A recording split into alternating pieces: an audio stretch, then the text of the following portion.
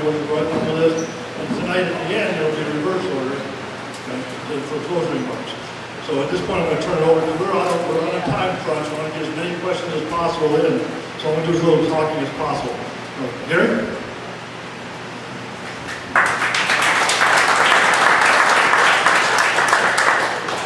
Just going to test and see if I can be seen on the videotape. If I'm in front of the podium, it looks like not. So I will stand back here. Well, welcome everybody. Can you hear us in the back? Over the air conditioner and all that. Great. My name's Gary Glenn. I've had the privilege for the last 3.5 years of representing those portions of Bay County that are west and north of the city of Bay City, mostly the rural 7 townships. We live in Williams Township, which is between Midland and Auburn, and it's certainly been a privilege to represent not only parts of Midland County, but parts of Bay County. And in fact, in my first Republican primary contest, I lost Midland County by 100 votes. But I won Bay County by 431. So I'm only a state representative because of Republican primary voters in Bay County. Thank you very much. I was named Vice Chairman of the House Energy Policy Committee as a freshman. And with the Governor and the Chairman of the House Energy Committee and the Senate Energy Committee all aligned in favor of returning Michigan to an entirely monopoly electricity system where nobody was free to choose where they buy their electricity. But just to give you an example, Bay City Schools buys its electricity from Wolverine Power, not from consumers. And they've been able to save $560,000 as a result. The monopoly utilities like Consumers Energy and DTE were intent on doing away with that electricity choice program, as small as it is, and I was credited with blocking their attempt to do so that Bay City Schools can continue to save that kind of money. As a result of that, the press corps named me out of 55 first-term state representatives and state senators as the freshman legislator of the year, the most effective first-term legislator in Lansing. My colleagues elected me to serve this term as Associate Speaker of the House Pro Tem. If you have to get a chance to come down, I'd be one of the 4 guys that gets a chance to stand up front with the gavel and administer the proceedings of the House. And I'm also this year Chairman of the House Energy Policy Committee. I was raised by a World War II Marine. My dad survived an attack on Pearl Harbor. He taught me to love my country. He taught me to stand up for what I believe in. He taught me to be willing to fight for the people that I love. And in my heart, that is what drives me and gives me that sense of duty.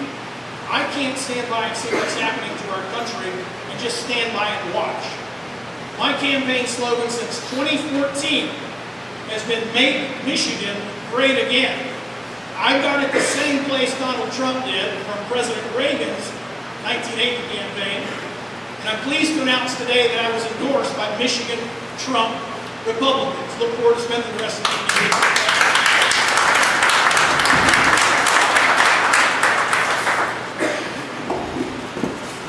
At this time, I'd like to introduce Cynthia Lutzak, running for state representative on a Democrat ticket.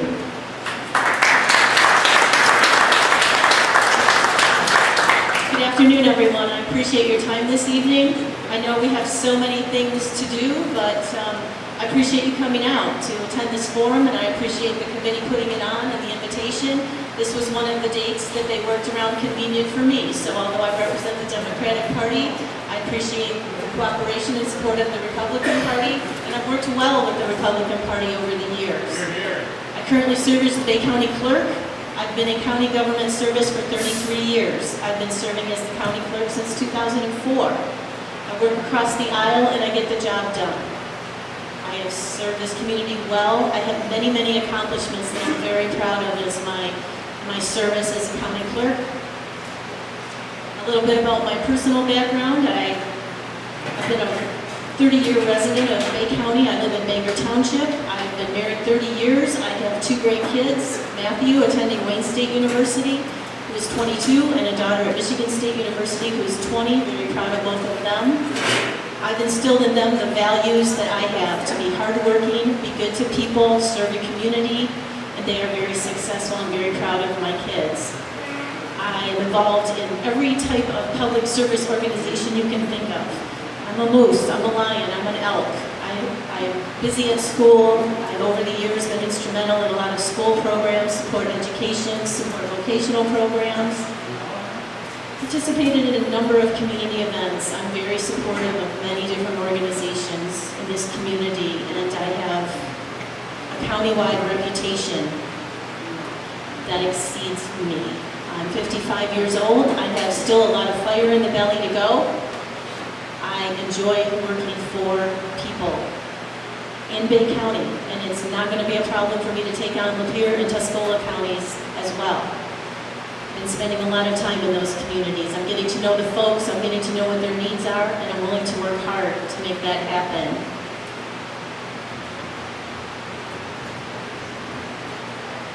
A couple of my accomplishments that I'm most proud of over the years in county government is the lady who wanted to get a birth certificate before she passed away, and she was born in Ohio. It took us almost an act of God to get her a birth certificate out of Ohio because she didn't have good records. But once we did, she felt like she could, get that off of her mind. It felt like at 80 years old now she was prepared to die because she knew she had a birth certificate.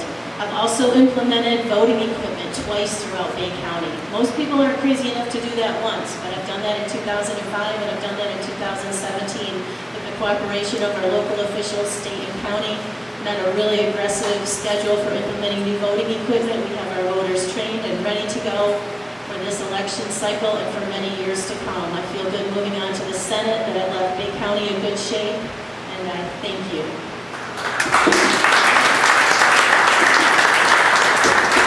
And now our second candidate on the Republican ticket, Kevin David. Thank you, Dave. And thank you to the Republican Party, Bay County Republican Party, Dave and Terrence and Marlene for putting this together tonight. I think it's important for everybody to get to know who the candidates are in the races, and a special thank you to Cindy. I mean, think about it. This is the Republicans' event, and one Democrat out of the four shows up out there. So I think that's really good.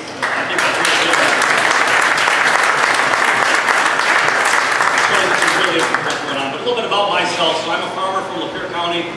Lived on the same farm my entire life. Lifelong resident there. In fact, my kids are the 5th generation, and my grandkids will be the 6th generation on our farm there. We've been there since 1881. In fact, it's Daly Road in the center of Lapeer County. So if you ever travel down M24 into Lapeer and you see Daly Road, it's just 5 miles off of 24. So we're right.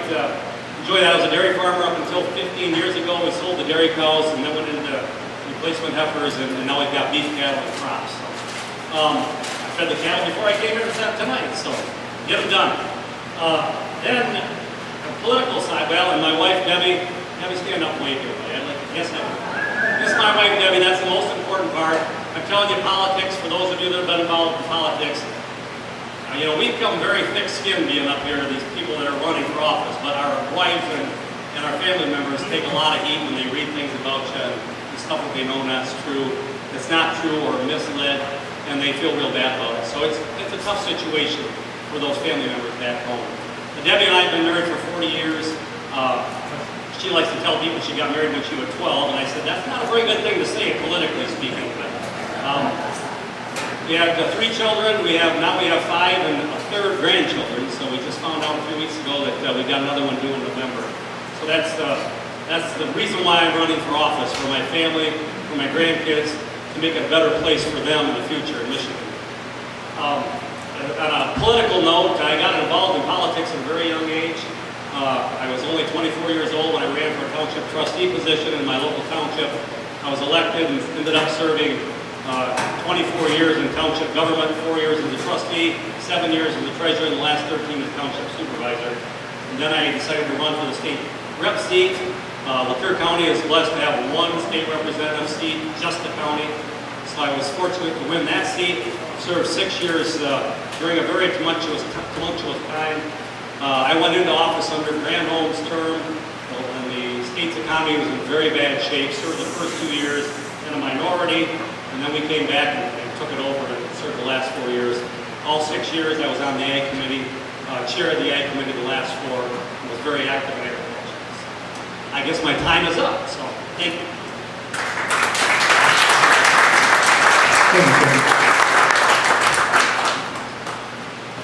At this point, I'd like to go over some of the rules for tonight's forum. We have an unbiased event moderator who will pose the questions to the candidates. The questions were developed by the forum committee and were designed to elicit responses to issues of interest to the public. Audience members, you all have 3x5 cards. If you have a question you'd like to pose to them, submit it on that 3x5 card, get it back to the table, all right, and we'll go through those and we'll have time later for questions from the audience. Okay? Audience members, you must be willing to stand and recognize, let everybody recognize that it was your question. We're asking that if you're willing to ask a question, that you'll admit it was yours. All right? Thank you. The event moderator will maintain order and decorum for the event. All right? This is a forum, not a debate. Okay? Each candidate will have an equal and fair opportunity to express his or her position on issues. A timer will be used to indicate end of time allotments. And as you see, the cards with the times are being shown, so they did very well. Did very well. We've done this before, obviously. Okay. The order of appearance with each group of candidates will be chosen at random and will be reversed for the closing comments. The order of answers for questions will rotate amongst the candidates. So the first question, right, since you started with it, the first question will be yours, second and third, and then the next question, second question, you'll start, second, third, and we'll just rotate that. Keep track of that. Okay. We did the opening statements. Topics will be a wide range of issues of general interest. Okay. I want you to know that none of these questions have been shared with any of the participants. So this is the first time I'll be hearing them in this location. You may have heard a similar question in past debates, past forums, but this is the first time they've seen them. All right. At the end, you'll be given minutes for closing statements, and we had said that nobody would be allowed to have a stand-in. You all made it here, so that's good. All right. Any questions on this? And at this point, Johnny, did you want to say a few things? Yeah, one question. What was the order? We didn't quite get that. Cynthia will get the first question, and it'll rotate to Kevin, and then we'll get. Now I'll shut up and let this start. I believe we're all set to go, right? Timer is ready. Our first question. According to the U.S. Bureau of Labor Statistics, Metro Grand Rapids is Michigan's fastest growing regional economy. As state senator, what policies will you pursue to help grow the economies of Bay, Lapeer, and Tuscola counties? Thank you. In this district of Bay, Tuscola, and Lapeer counties, I think there are a lot of opportunities to grow the economies. We have some resources that we have available that have not been tapped, mostly, in my opinion, in the agricultural industry, also in infrastructure. We need to create the infrastructure to bring new businesses, new jobs, new opportunities. And I see a lot of things we can do. I feel like this area has been neglected somewhat. We haven't had good representation in the past. I want to get in there. I want to work hard. I want to really capitalize on the resources that we have. We have in Bay County the waterways. We have transportation we can improve for our products, our services, and we will see some growth in Bay County under my watch.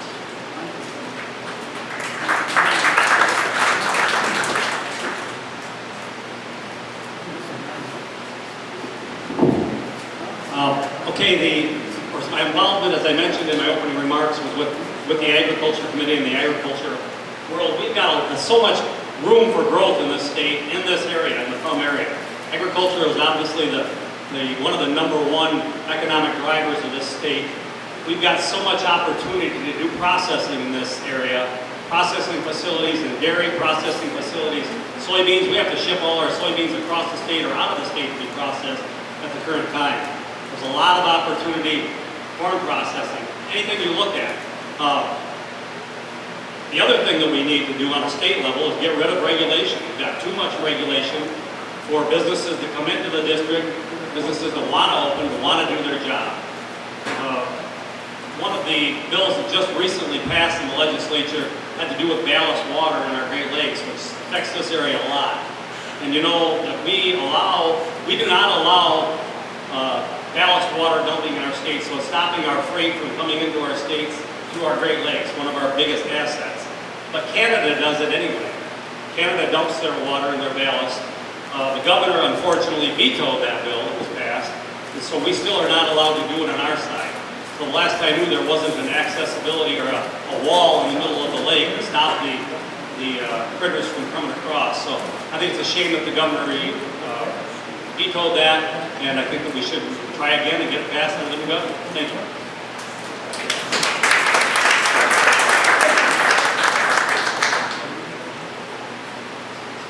Well, I'm proud to tell you that I was a leader in the effort to make Michigan America's 24th right to work state, which was a major improvement in our ability to attract new industry and jobs.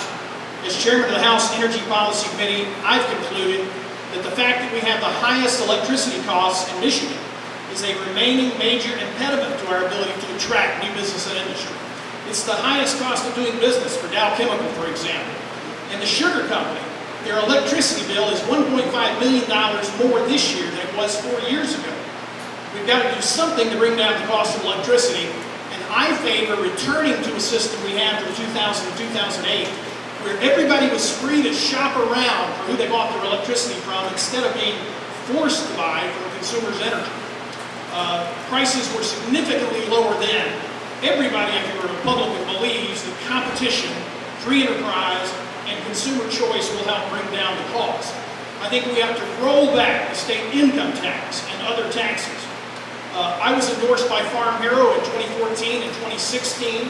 I used to be the chief of staff for the statewide livestock trade association, and I have maintained a 96% voting record with Farm Bureau according to their legislative voting rate. I certainly agree with Kevin about the ballast water, because what it would allow is for deep water shipping in the base, and our farmers and our manufacturers don't have to ship stuff by truck or by rail to Detroit or Chicago to get it overseas.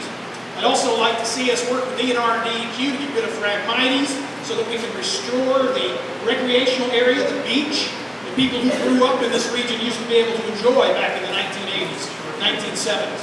And I'm committed to working with local leaders to come up with some solution about the two bridges in Bay City and whatever role that the state of Michigan can play in that. I've represented Bay County for the last 3.5 years. I look forward to continuing to represent you as our next state senator. Thank you so much.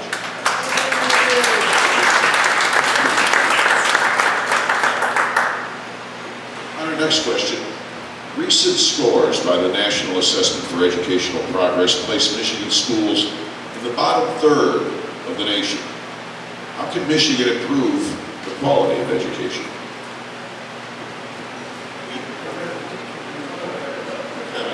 I'm sorry, Kevin is next in the order.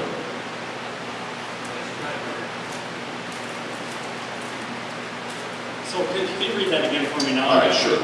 Recent scores by the National Assessment for Educational Progress place Michigan schools in the bottom third of the nation.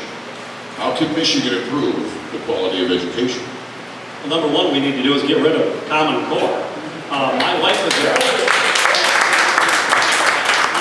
first grade teacher, and so I've had a family of members that have been involved in the education. My twin sister, in fact, was the superintendent's secretary in Lapeer schools for many years. She just recently retired. In fact, I kind of made a joke when she had a retirement party. I said, I said, she's my twin sister. She's having a retirement party, and I just started into a year-long job interview. So I was wondering which one was the smart one there. But part of the problems we have with our education in our state, and I'm assuming this is the same problem all over the state, hasn't got really a lot to do with education. It has to do with our family problems that we have at home. Kids are coming to school from broken families, not a good family background, parents that don't stick up for the teachers instead of the kids. We have some problems in our school with administration that don't stick up for the teachers when problems happen with parents. So I think that, the family breakdown is what our biggest problem is in our schools. But we need to allow our teachers to teach too, instead of giving them the requirements that they have to meet this and they have to teach to the test. We've taken away cursive writing learning from our kids. Kids don't learn how to sign their name. I mean, that's just bizarre to me. So we need to take these regulations away. I think it needs to go back down to the local level. I personally was hoping when the president put, what's her name? came in as director. As that he was on the process of eliminating the national level education department, turning it back to the states, turning it back to the local level.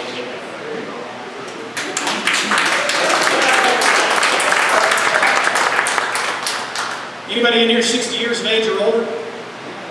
Including me. Somehow, all of us managed to graduate from high school without there even being a federal Department of Education. Because it was Jimmy Carter's payoff to the NEA for endorsing his candidacy for president. I agree with Kevin. I am the lead sponsor of legislation to eliminate Common Core in the state of Michigan and return control to local school districts, keep the federal government out of our business. Also had the privilege to work with Nancy Williams, who's the director of the Bay City Dyslexia Center, in adding an amendment to the 3rd grade reading bill. She gave it to me and I said, great. It was all these technical terms about sequential and multi-sensory. And I said, okay, Nancy, I'll introduce it. We got to put it into the law. I said, is this a big deal or a little deal? She said, if our schools will actually teach children, 1st through 3rd grade, the way this language refers to, it will eliminate dyslexia as a cause of reading deficiency in the state of Michigan. I thought that was a pretty big deal, and happy to have worked with her in that regard. I've already mentioned one issue. Bay City Schools has saved $560,000 on energy costs because they were free to choose to buy their electricity from somebody other than consumers, and yet Kent County public schools are prohibited by law from doing so. That's just simply nonsense to me. All of our schools, I believe, every electricity user, I believe, should be free to choose where they buy their electricity from a cheaper supplier. And in the case of our public schools, that would mean more money for children in the classroom. Now, it was my job to represent the best interests of Midland and Bay counties as a state representative. Midland Public Schools had never received, in 25 years of the program's history, had never received any of the state's at-risk money, even though 25% of their kids are at risk, even though it's an affluent community. And I got that $500,000 a year added to the budget. I'll be similarly committed to doing what's in the best interest of the schools in Bay County.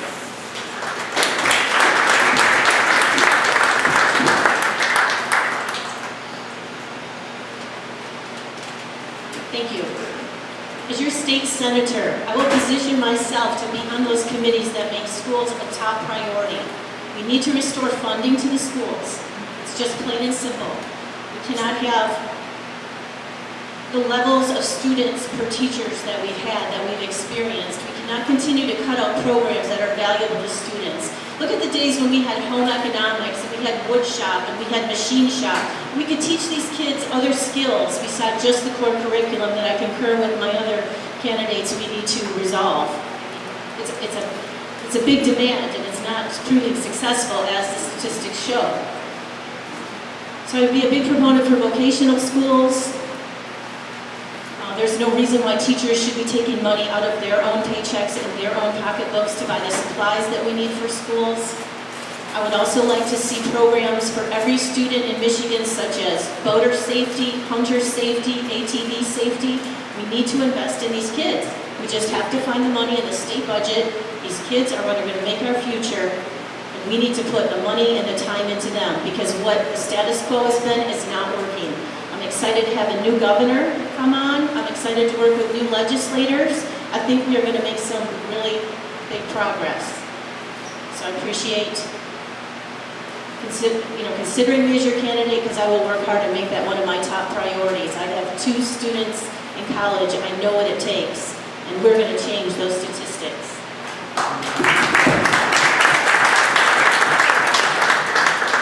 On to our third question, and we're on the subject of schools. So how do we protect our schools, and what is your position on gun-free zones?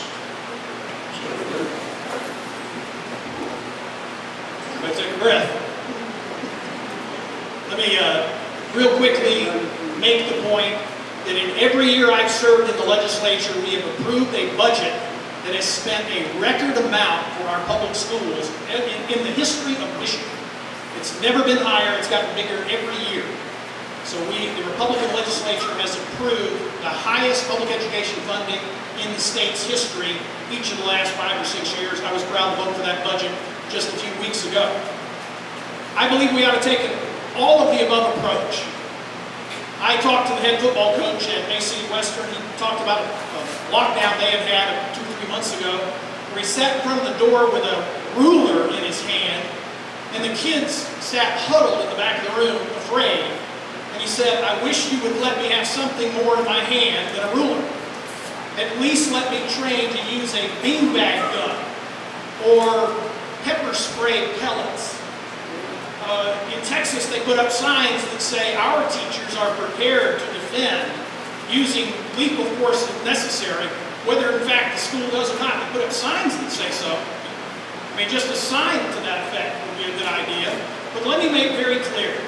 I believe in teachers who are qualified and are willing to be trained, just like in the new program put into place in Polk County, Florida, the site of that latest shooting. These citizens end up going through training that is more hours on the range than even their police officers.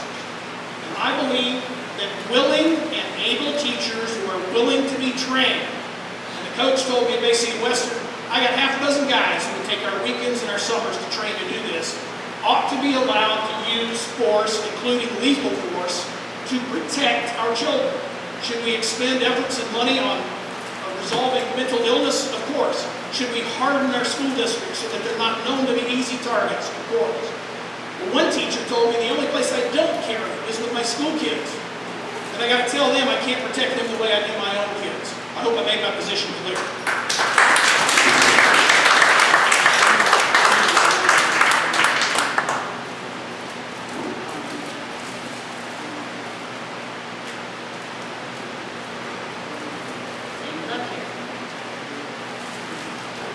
So we all know we have a problem in the schools, and the debate is the best way to solve it.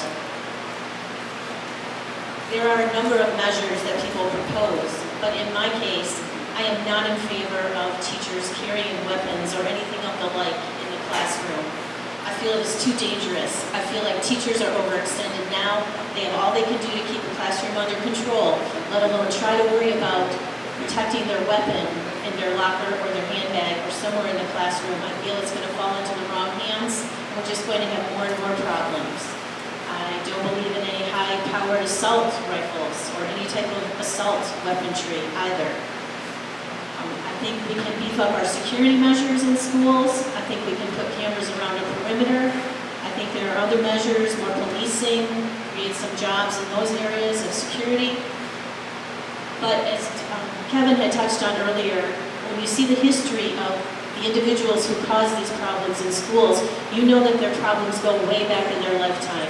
They have suffered traumatic mental illnesses, they've been pushed through the cracks, they've not received the mental health services that they should have had, that they needed, that they wanted, that might have prevented these tragedies. So I would be a big proponent for mental health funding and mental health services to help those people get the assistance that they need before they get to the point where they feel they have to shoot up a school and hurt other people. Thank you.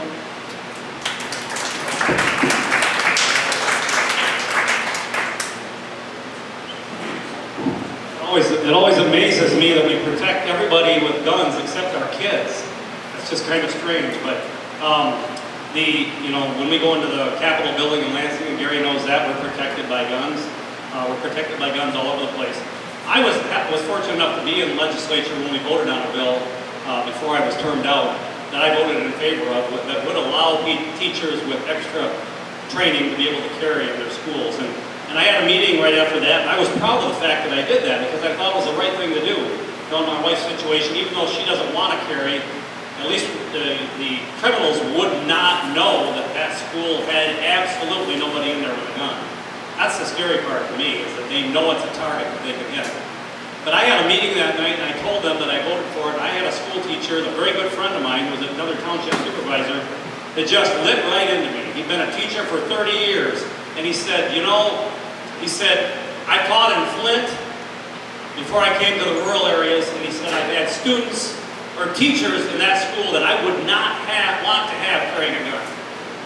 I think that we need to come up with some type of a plan. I said to our local administrators I've talked to all over the Senate district, that maybe we should look at the possibility of why does anybody need to know who's got a gun, and let the administration decide if there's anybody in there that has the ability to carry, get the proper training, and allow them to make that decision and put them in the schools so nobody will know who it is.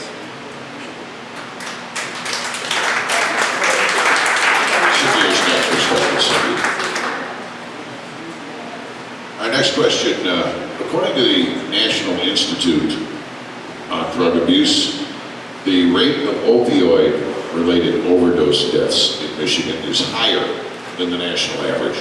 How can Michigan win the battle against opioid addiction? Thank you. I think we all recognize the problem of the opioid addiction right now, that we're losing many, many lives in our state over this epidemic. I think some efforts are underway. I applaud the persons who are now serving on committees and trying to eradicate that. Again, with proper mental health treatment, we will eliminate the drug problems or reduce them. We'll reduce unnecessary deaths. We'll reduce unnecessary school shootings. I think we need to find the funding. We need to work with health professionals. I think the mental health system has been scaled back way too far in its funding. And I think we can solve this problem. And I think we're headed in the right direction. So I'll be anxious to serve on those committees and see where we can take this. But I'm confident working together, we will solve the problem. Thank you.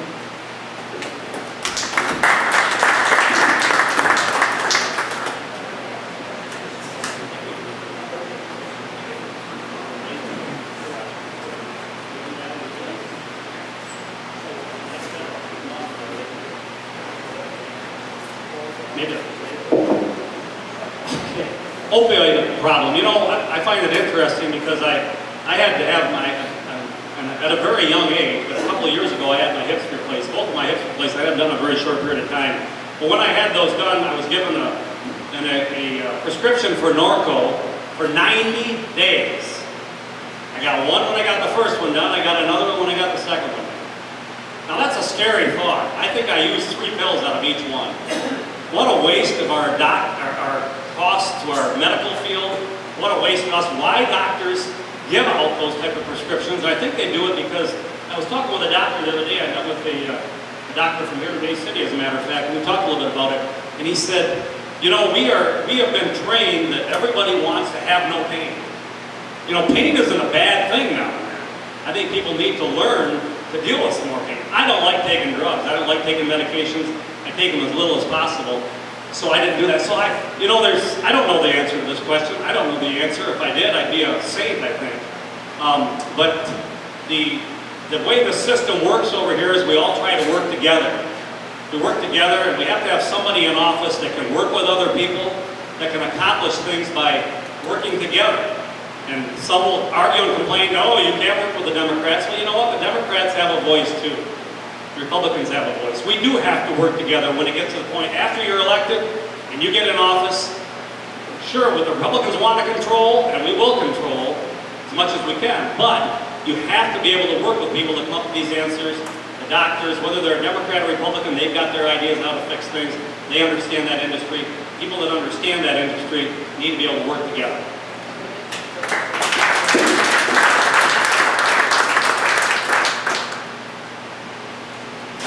Similar story to Kevin's.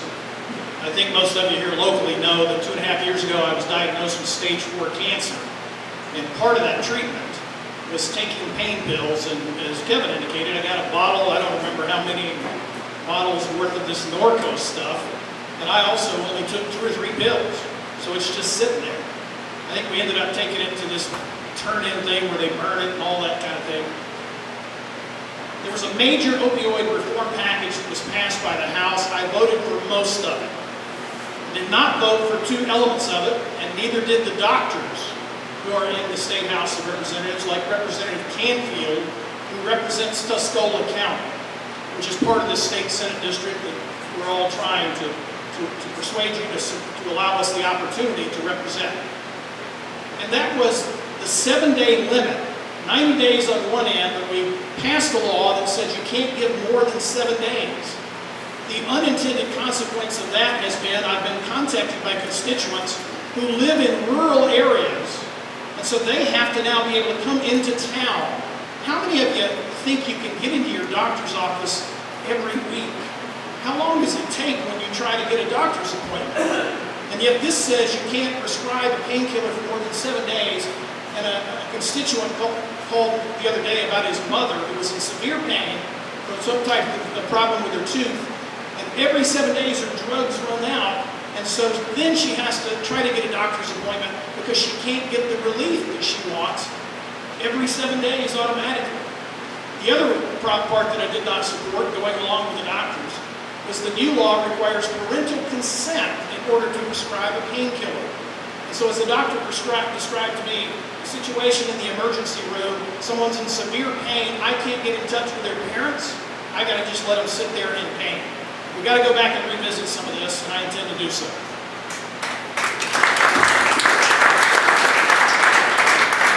Kevin, we'll start with you on the next question. What is your stance on marijuana legislation and marijuana legalization? And if elected, will you respect the will of the voters, no matter their decision? If elected, we have no choice but to work with the decision of the voters. I am very much opposed to the legalization of marijuana. I don't think it's necessary. I think it's the wrong way for us to go. I've asked every one of the sheriffs and the deputies that I've spoken to over the last year, number one, do they consider marijuana to be a gateway drug? And not a single one of them hesitated but to say absolutely. They believe it's a gateway drug into the higher drugs. We're talking about opioids. We're talking about other drugs here tonight, but I just hope it doesn't pass. We keep hearing, oh, the polls, it's going to happen. They tried to get the legislature, they tried to get Gary and the House and the Senate to pass legislation to override it and legalize it beforehand. The real problem here is that we've got a federal law that says, aren't we a country of laws? We have a federal law that says it's illegal. So the only way you can even do this, if you do it in our state, is it all has to be done in cash. So that does nothing but create a situation where for lots of abuse of the money. The money has to be hauled in special trucks. It's just bizarre to me that we do that. It's bizarre that we're doing it with medical. If we have the wherewithal at our federal level to take marijuana off the Schedule I narcotic, put it in a Schedule II, get it in the pharmacies where it belongs, but unfortunately the big pharmaceutical companies, I believe over the years, have bought them off and not allowed that to happen. But I think it's a terrible thing for us to do. I hate to see us go that route, and I hate to see it being spread all over our state. Thank you.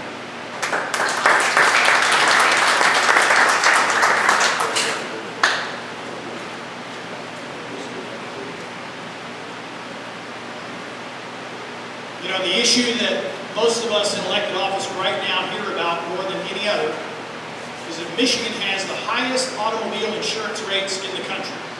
Everybody understand that? By far, I think $1,000 more than the national average. You know who's about to pass us for having the most expensive auto insurance in the country? Colorado. You know why? Because of the dramatic increase in automobile-related accidents that followed the legalization of marijuana for recreational purposes in Colorado.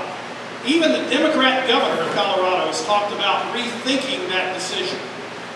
If we legalize recreational marijuana, already having the highest auto insurance rates in the country, and add to that the element of the automobile accident spike, we'll have even higher automobile insurance rates, if you can imagine that. When they tried to persuade us in the legislature to go ahead and legalize marijuana, because we could have done it and we could have changed it and made it better, was the argument. I was one of the leaders who said we will not do that. There was no way in the world I would violate my conscience to have my name attached to voting yes on something I think is in the worst interests of the state of Michigan. We were being shown all these polls that said that it's a certain thing to pass. And yet the most recent poll says that 47% of the people of Michigan plan to vote no, and only 43% intend to vote yes. And the rule on ballot measures is you got to start out at about 60. So do I feel vindicated that we stood our ground and didn't violate our consciences? I certainly do. if I were to lose the Republican primary, or even if I win it for this state Senate seat, I'm going to spend time between the primary and the general trying to persuade everybody else to vote no on that marijuana bill.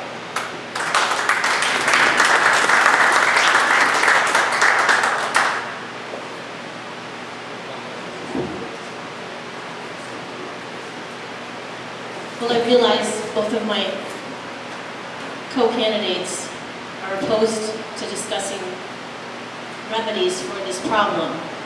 And all of the polls that I've seen recently expect the question of recreational marijuana to pass on the November ballot. And by significant numbers, not by a tight margin. From what I've read and what I've seen, we need to prepare ourselves, folks, for this to pass. With that being said, whether I'm for it or whether I'm against it, my thought is we need to prepare for it. We need to create the regulation. We need to create the control. We need to create the oversight. We need to regulate the funds. Potentially, if we do this properly, the money can be used, the revenue that's generating can be used for improvements in our communities. It can be used for infrastructure. In Bay County alone, we've seen a number of townships who've cleaned up their communities, done away with some blight and some abandoned buildings, and they are now revenue-generating entities. So whether or not you agree with the medical marijuana product, I mean, it's totally your choice, and totally, you know, there will be those who use it and those who do not use it. But again, we may potentially see some benefit from the revenue that it generates. We may be able to see some improvements in our communities, some improved roadways, create some jobs in the police and the fire and the other industries that could generate some economic boost. I'm just saying we need to prepare for it and work with it, make it work for us. Thank you.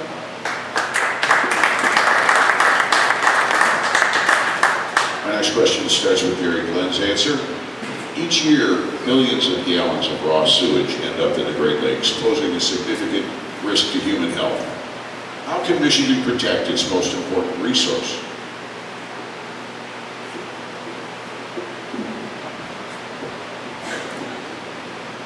Well, there are a lot of federal laws and state laws that protect the water quality in the Great Lakes and our inland waterways in the state of Michigan, and I think we ought to aggressively enforce them. Republicans as well as Democrats, no matter which party you belong to, you support clean air, you want clean water for your children to swim in. And so I think we ought to aggressively enforce all regulations that are based on scientific standards. And I think that is a key element of our policy making for the state of Michigan on all environmental questions. Is it science-based? If it is science-based and there is a hazard to water quality, then something needs to be done and our laws need to be aggressively enforced. It's my understanding that there are other communities in the state of Michigan where water quality is worse than it was in Flint. And we appropriated hundreds of millions of dollars to address water quality problems in Flint. So this is obviously an issue that deserves attention, deserves aggressive enforcement. But in my case, the thing I want to continue to stress is based on scientific evidence. You don't pass restrictive regulation that harms our economy, makes us less likely to attract new business and industry, or like on the ballast water issue, makes it so that we can't have deep water shipping in the Saginaw Bay if it's not having a positive effect on water quality. Our current ballast water policy, for example, says that only the state of Michigan, but not Canada, not Minnesota, not Wisconsin, not Illinois, none of the other states that border the Great Lakes, none of them have the restriction on ballast water. So our failing to abide by the Corps of Engineers standards does nothing to improve water quality, but it does damage our economy. That's why I say it's got to be based on logic and common sense and science.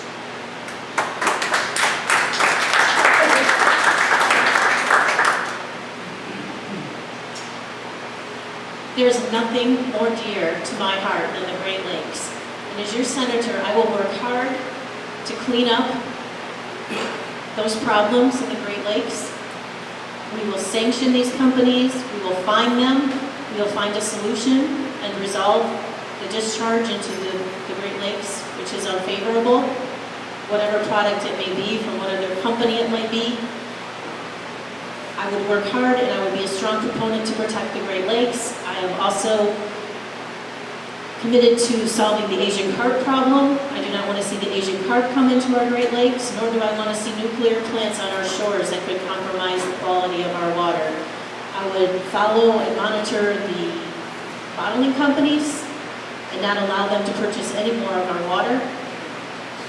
We would limit the sale of water in our Great Lakes and protect the resource that we have as our own. Thank you.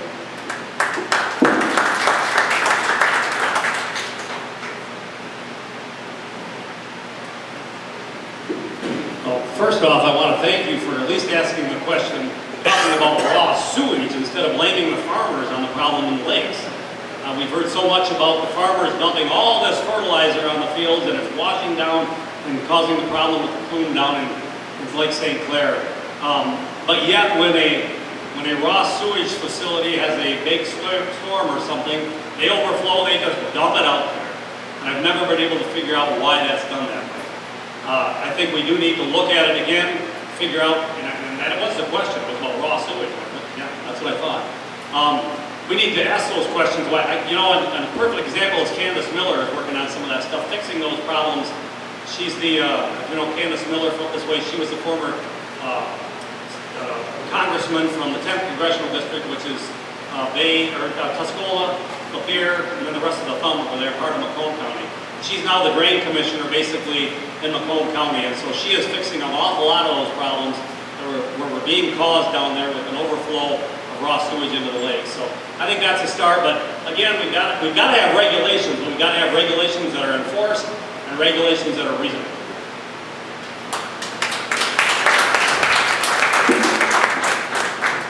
Our next question will start with you, Cindy. As a state senator, how will you help Michigan's farmers?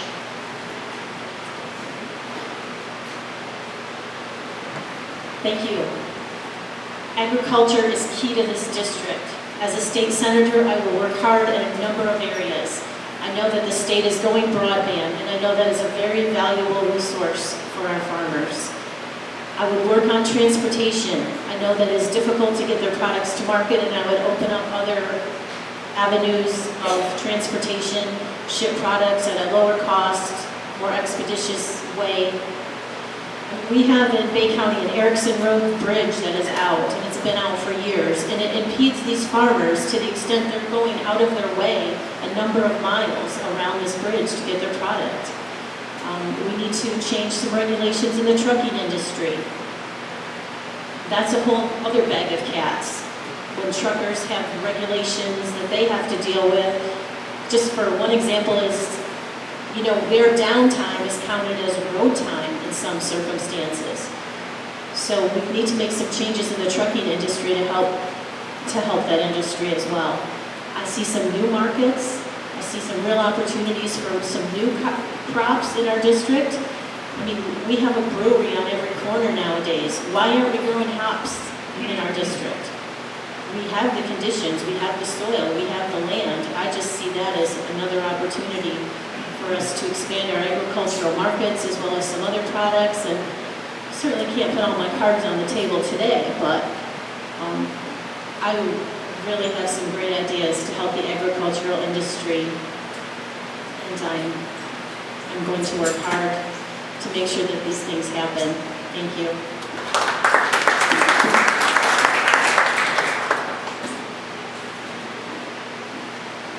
Thank you, and I think I kind of mentioned already, agriculture, being the ag guy, kind of the go-to guy in the House of Representatives for 6 years. What I didn't mention, when I was first elected, I was the only active farmer, so in other words, the only guy that made a living off the farm in the Michigan legislature out of basically 148 to 149 legislators. And so there's so much that we can, the biggest thing we can do for farmers is like other industry, and that's get the heck out of the road. Leave us alone, let us do our jobs. But we do have problems with infrastructure in the state. We have to work on our roads, fix our roads. While I was in office, as issues come up, we would address them. If those of you remember, it would have been about probably 5 years ago. There was a year similar to what we're having now, where this is almost a drought. In fact, in a strip of area across Tuscola County, there is a drought there. Crops are are really in bad shape. They're failing big time. They haven't had any rain in over 6 weeks. But so some of the farmers down there use irrigation. And so there was a problem under the Granholm era. They removed a program that worked very well, that was in place because they could save a little bit of money that had to deal with the withdrawal system. So the farmers that were using this water for withdrawal to irrigate their lands were being accused of draining all the water, which wasn't true. The facts showed that it wasn't true. They weren't draining the water. The tables weren't dropping. The people had problems with their wells anyway. They would have gone dry whether the guys were throwing that water out or not. So that's just one of the things we worked on. We worked on very many issues with agriculture, but generally speaking, agriculture wants you to stay out of the way and let them do their job.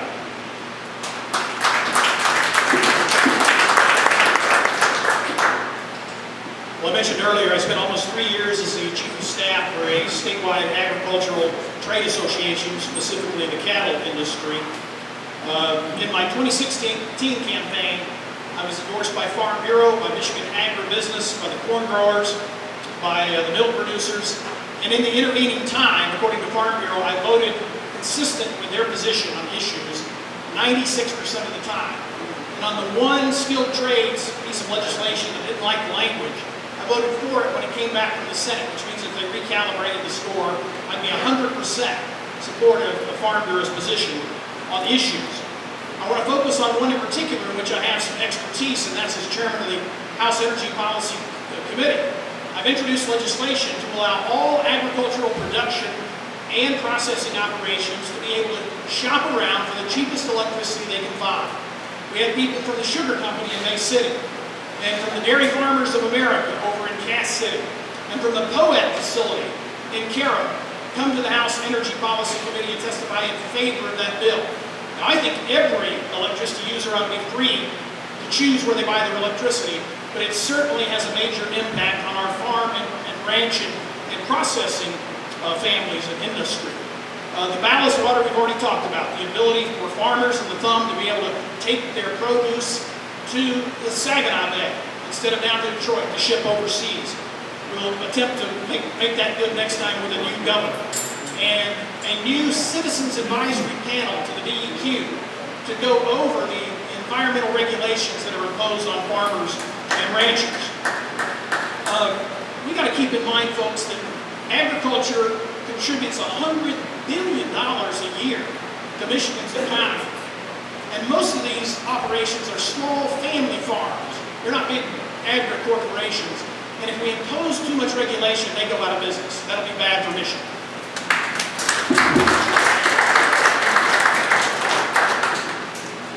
Okay, Kevin, we'll start with you on the next question. As state senator, what actions would you take to maintain and improve the transportation infrastructure of Michigan?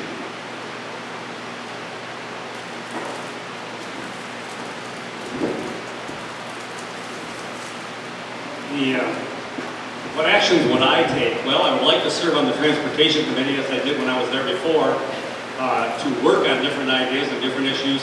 When I was in office, this all ties to a federal issue. Again, when I was in office before, I served on the Transportation Committee, and I remember making my regular commute back and forth to Lansing, coming down I-69, and that would have been in about 2013, and they came through with a federal grant to replace all the signs along I-69 from Swartz Creek to Lapeer, and it was at a cost of $300 million, I believe, to replace all those signs at full length. There was absolutely nothing wrong with those signs. I contacted Candace Miller's office and said, why are we replacing these signs? I contacted the director of the department. Why are we replacing these signs? Well, it's a federal grant. They've lost their term of life. So they were taking out the steel posts, and they had just rebuilt that highway from Flint to Lapeer, completely rebuilt it, and put all the signs up. They were also tearing those signs down, replacing them. We've got a problem with sending our federal dollars to the federal government for them to ship it back to us in grant forms and telling us how to do it. It's similar to the education department. I talked to Candace Miller, I've talked to Paul Mitchell about it. We somehow have to get back to the fact that those are our tax dollars. I get it on transportation. Use the transportation dollars from the federal government for the interstates, that's fine. But why should we on our local roads and our state highways have to be kowtowing to what the federal government tells us to do to get our own tax dollars back?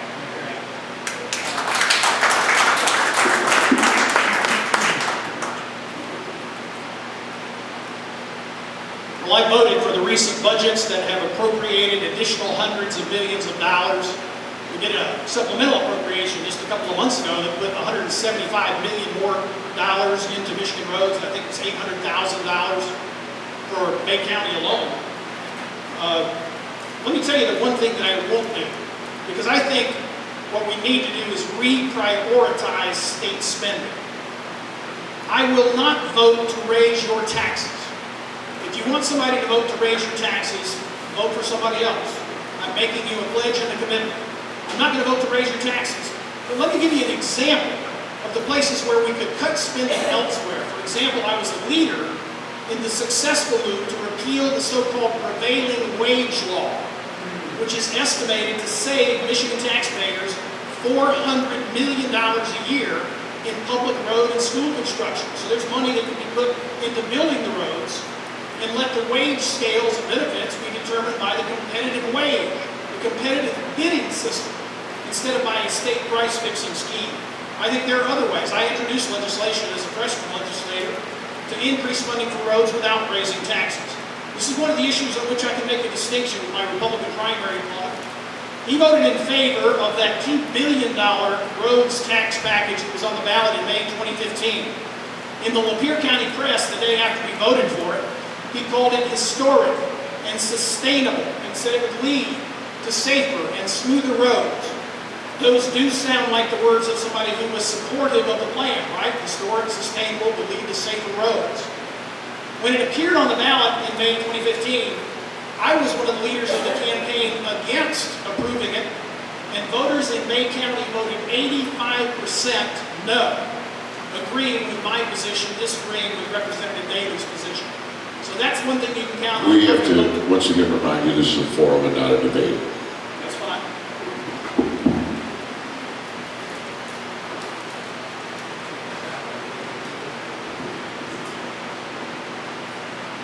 Thank you. As state senator, I will work hard to work within the state budget and find the funding that we need for road improvements. I would also work hard to create more fairness throughout the state allocation of those dollars, because there are communities, rural communities, small communities that are not getting their fair share. And we want to make sure Detroit has all the funding they need for roads, and Grand Rapids has all the funding they need for roads, but there are other communities, and we will find ways. Again, we can look into those state budget sources without raising taxes.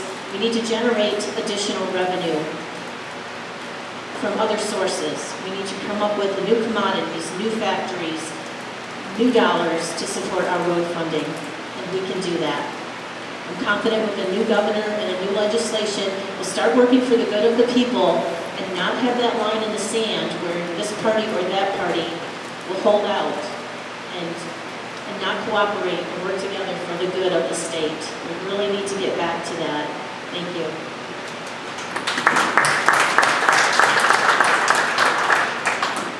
Okay, this final question, we'll start with Gary Glenn. Okay, go ahead. I'm sorry, we have one question left. One question left, the prepared questions. If you have, I just want to make a quick announcement. If you have a question you want to submit to the review committee to get it up here for the audience, it needs to be turned in during this last few moments here. Because they're reviewing right now, and we'll have time for the audience questions right after this. Thank you. Okay, we'll start on this last question with you, Gary. Recently, we've seen a lot on social media and television concerning the pros and cons of energy choice. Is this a valid issue, and what is your position on Michigan's energy future?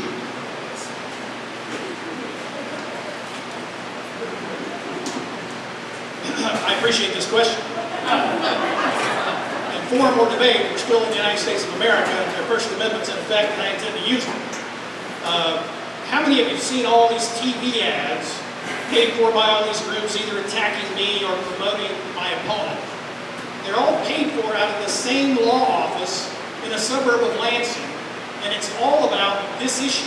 They're all being paid for by Consumers Energy and Detroit Edison, because I mentioned to you that as a freshman legislator, I was credited with being the leader of our successful attempt to stop them from taking away all electricity choice.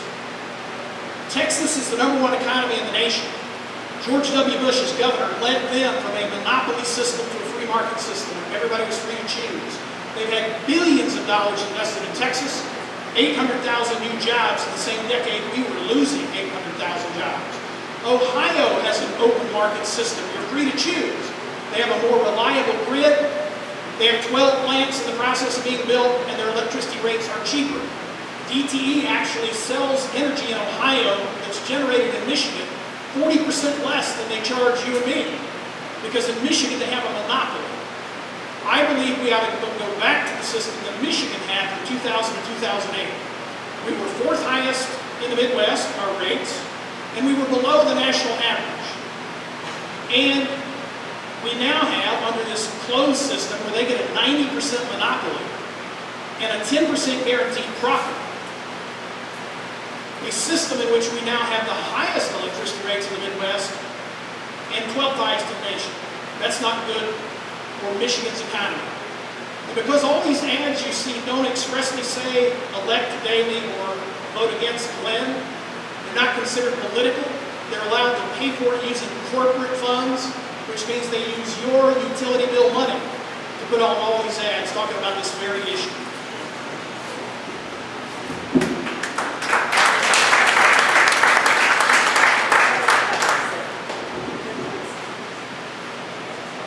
Unlike my co-candidates, I'm not served in Lansing. I do not have my own agenda this time regarding the energy issue. I appreciate Gary's comments and Kevin's, and I am working to become educated in the energy fields, and I, at this point in time, will not elaborate on what my thoughts would be in that regard. So, again, gentlemen, thank you very much, and I'll look forward to pulling out those cards on the table when I need to with that issue. Thank you.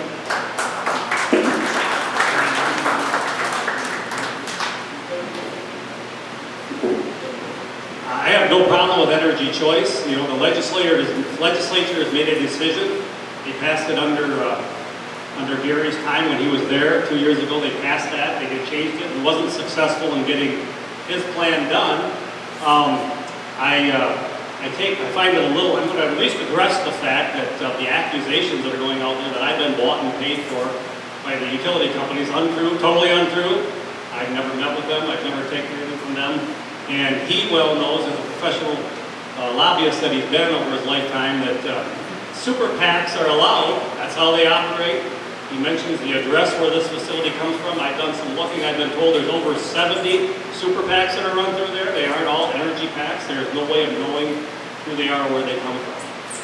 But the point is that the other issue I have is the issue of using the energy choice for special interest groups. The 10%, in my opinion, what should have been done with that legislation is let's give the ability to have energy choice to our schools. Everybody benefits from that. That's across the board. Our tax dollars are paying for the schools. Let's give it to all the schools. I'm a farmer. I'm an ag guy. Don't give it to agriculture. That's unfair to everybody else out there. We're not going to make a special exemption for agriculture just for political purposes. No, let's do it for education across the board, or other issues. I mean, municipalities, maybe some of those possibly, but not picking out a special interest group and giving it to them. Thank you. This next series of questions came from the audience. They've been written down since they got here. And the audience members who wrote them have agreed to be identified. So when we read your question and we'll read your name first, we'll have you please stand, and then you can be recognized and then have your seat as the candidates answer the questions. We'll start in this case, this time I believe with Cindy again, because she's next in the rotation. Okay.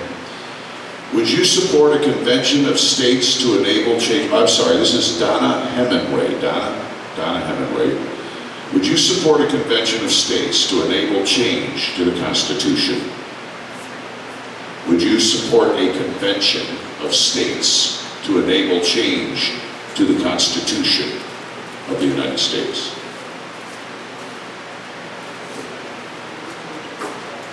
That's a good question.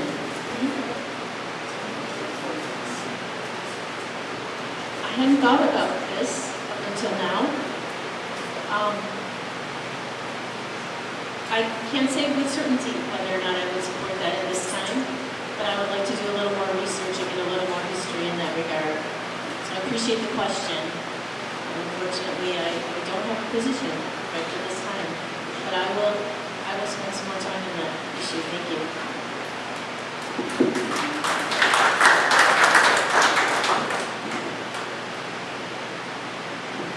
You know, we always get the arguments whenever a convention of states comes up, it becomes a Democrat or Republican issue, and it's really interesting because the far left Democrats and the far right Republicans actually agree that we shouldn't have one.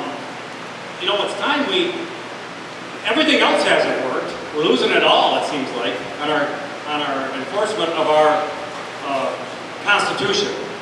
I have no problem with a convention of states. I think I would support it if I was given that chance at the legislative level at this point in time. I'm not there to hear the exact arguments for or against, but my attitude about it is that we need to fix the problems we have in our country. We can regulate that I've been told we will be able to do what can be discussed at that convention of states, and we should have a convention of states. And we should take care of those issues that we need to cover.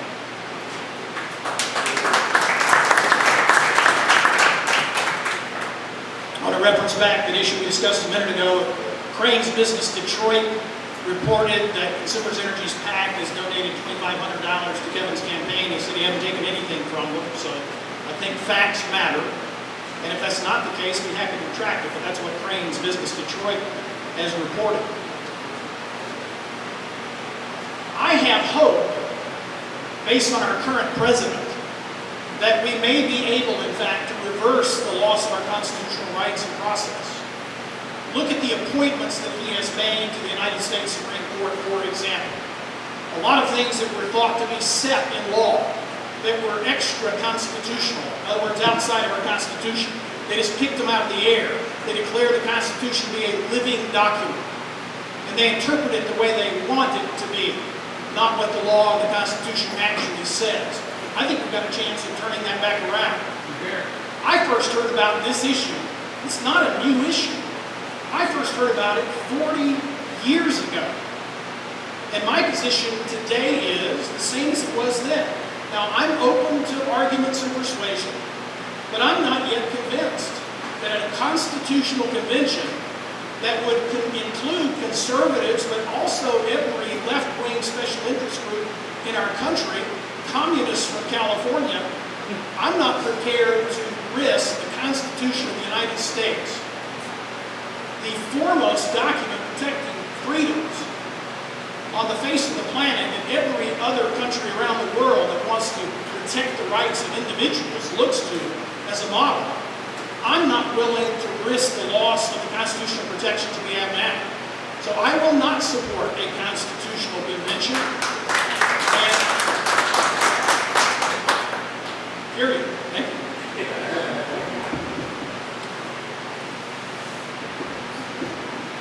My next question will be starting with Kevin, and this one is from Carol Matthews.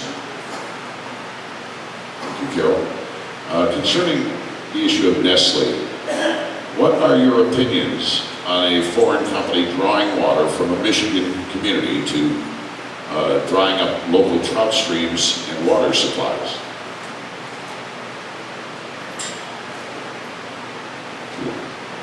I've always said that, unfortunately, because they can't take our water out of our state by a pipeline, they'll take it out of the state one bottle at a time. But I have to take, science says that they're not going to drain the trout streams, they're not going to drain the water levels. This is all done on a scientific basis. I don't agree with it. I don't think it should be happening, but the science is there.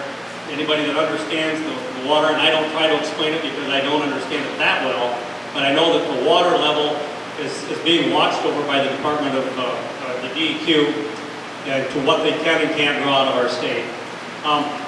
And I'm going to, being as all the rules aren't being followed, I'm going to respond a little bit to something that was mentioned to me, and I think I should be able to respond. You know, the $2,500 I said I haven't received any money. I was not asked the question if I received any money from Consumers Energy. And if we're going to get into that, we can ask Mr. Glenn how many different companies he's received money from. We need to keep the comments from our personal perspective, not addressing each other. You didn't stop him when he did it to me, so we need to be fair. And I apologize, because I didn't want to go there, but I don't think that's fair. All right. So we'll get back on the question. But anyway, that's the bottom line, is that the water is being taken out of our state. It's being done on a scientific matter. The people that want to make it into draining our streams and draining our level, that's not going to happen. But I don't agree with what's happening. I think we should keep it here in our state. I'd like to remind all the candidates that we want to keep their comments to your opinions on your expertise on the question, not addressing the other candidates or theirs. Thank you. I understand that's the moderator's position, but it's still the United States of America, and the First Amendment is in effect. And I think you ought to have the benefit of knowing the facts. I wonder what the answer to the question would be if one of the other folks up here was asked if they'd taken money from Consumers Energy. Crane's Business Detroit reported $2,500 was taken. I am all for adjusting the regulations regarding Nestle as long as they're based on science and as long as they don't hit our agricultural economy as an unintended consequence. Because at least in the discussions we've had in Lansing, it's difficult to write regulations that apply to a single company. In fact, I think constitutionally we're not allowed to do that. It's difficult to write the legislation in such a way that it applies only to this and not to that. And if we further inhibit the ability of our farm community for irrigation purposes to make use of our water table, obviously that's not good for Michigan's economy. So do I want to see us make the best and highest use of our resources? Of course. Am I going to support legislation that imposes certain restrictions on one company that will end up hurting Michigan farmers because we can't avoid it? I won't. So hopefully we can come up, no doubt, with a bipartisan attempt. And on the energy issue in particular, I've worked very closely. I introduced a package of legislation called Energy Freedom Legislation. 2 other Republicans and 2 Democrats. I'm certainly open to working with Republicans and Democrats both to address this. But at the top of my list of concerns, along with protecting our natural resources, is going to be also protect our small family farms. Thank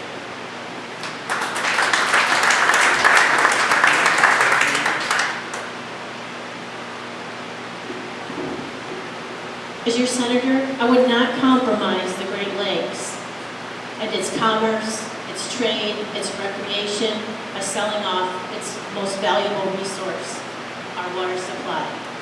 And I feel like Nestle is one company who's taken advantage of the benefit of this product, but I would be fearful that we're going to set a precedent and that we just one company after another would want to do the same thing.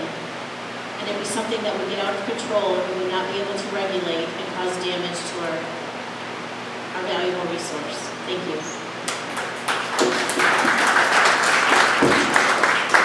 This time we'll start with Gary Glenn. This question is from Marty Howland. Thank you, Marty.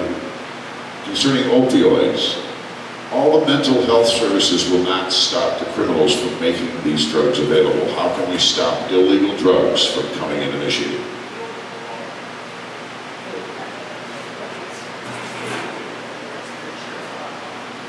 Well, I guess what I would say, because this is most often the case, a federal question, a federal drug enforcement policy, and I think in order to protect the health and welfare of the citizens of the state of Michigan, we need to be cooperative with federal drug enforcement operations.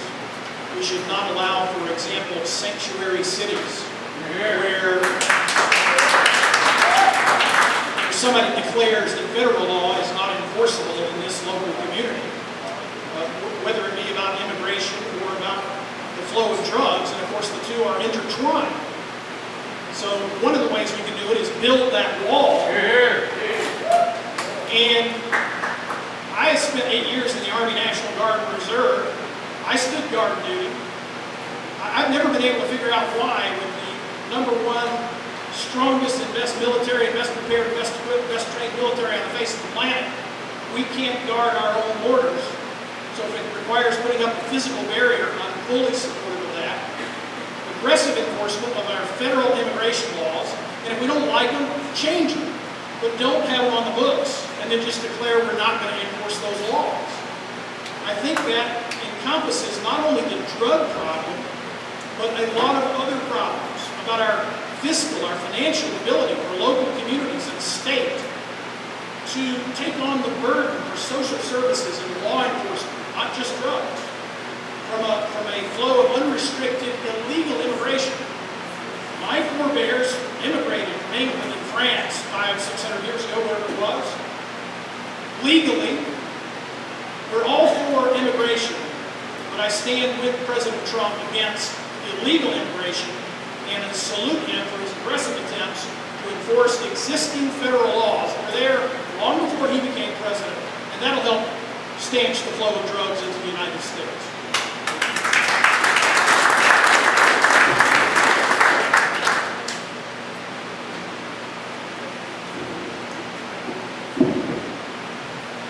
And taking a look at the district and how we can keep illegal drugs out of our district and in our state, I would be a huge proponent for stricter penalties for those who violate.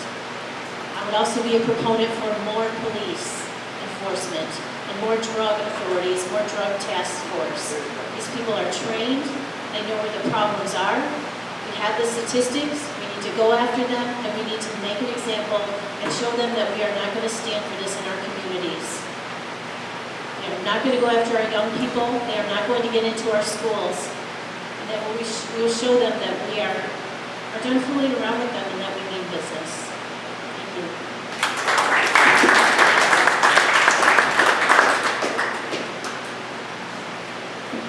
As I mentioned earlier, the first thing we need to do is stop the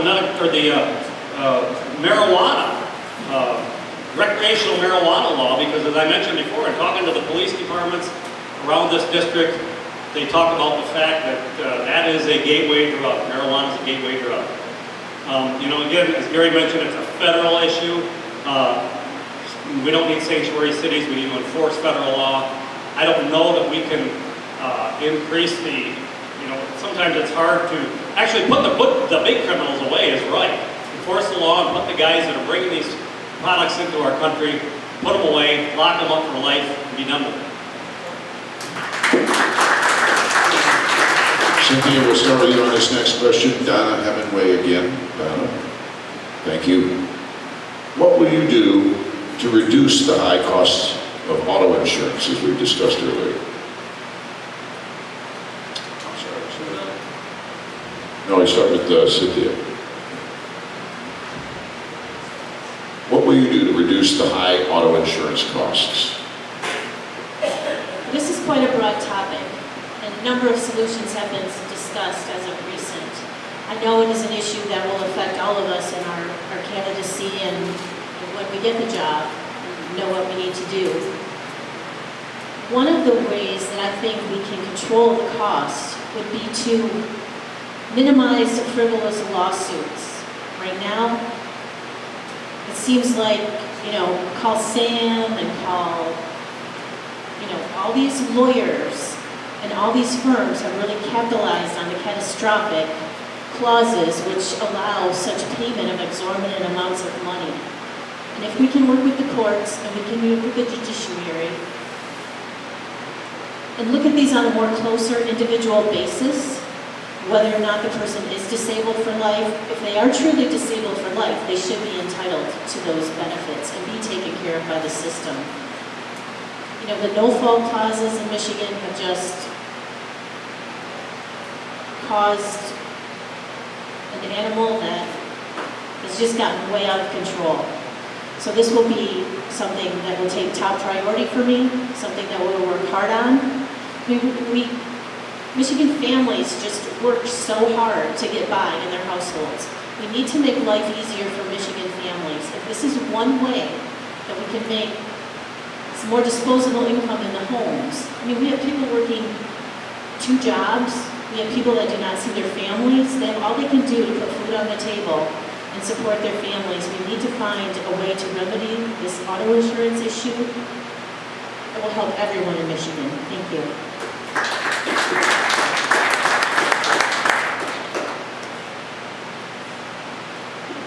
Obviously, I've been knocking doors and attending events for the last year, basically running for this seat. And the number one question and the number one issue that always comes up, fix our auto insurance. We're paying too much, the highest cost of any state in the union. It's time we fix it. When I was there, we worked on it all 6 years, or all 4 years. First 2 years wasn't much done. That was in the midst of a lot of problems, but the catastrophic care fund has been a disaster for our state. The only state, I believe, in the union, might be one other, has, I think we're the only one that's unlimited across our state. So if you have a closed head injury in an accident, then you're covered unlimited for the rest of your life. And unfortunately, that drives the cost up. The catastrophic care fund, they're not upheld to anything. They're just standards. They got millions and millions of dollars in an account that they can use, and we don't have any oversight over them at all. So it's time to fix it. I don't know for sure if the answer is to get rid of no fault totally in Michigan, or keep the no fault but modify it, put some limitations on it, and try to fix it.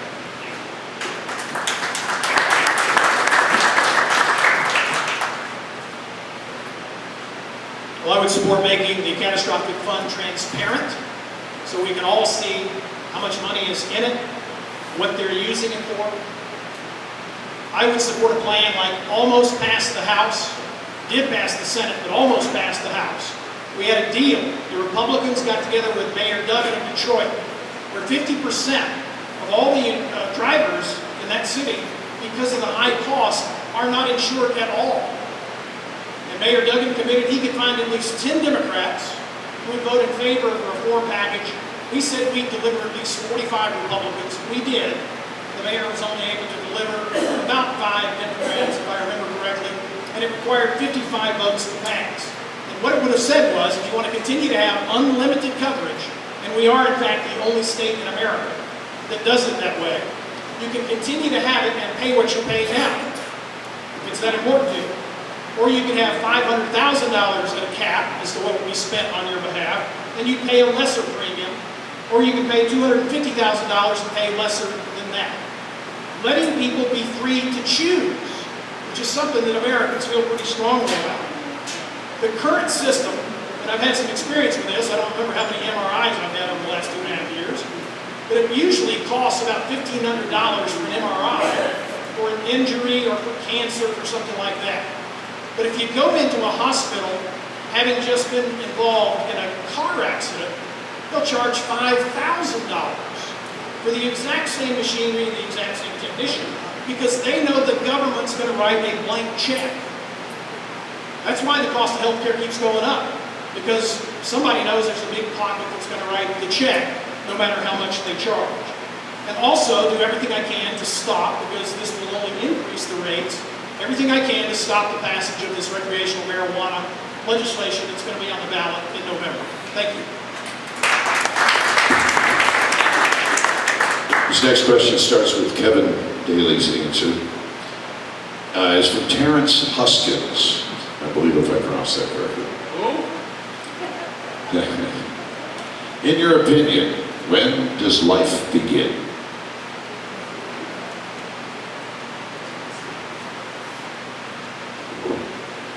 At conception.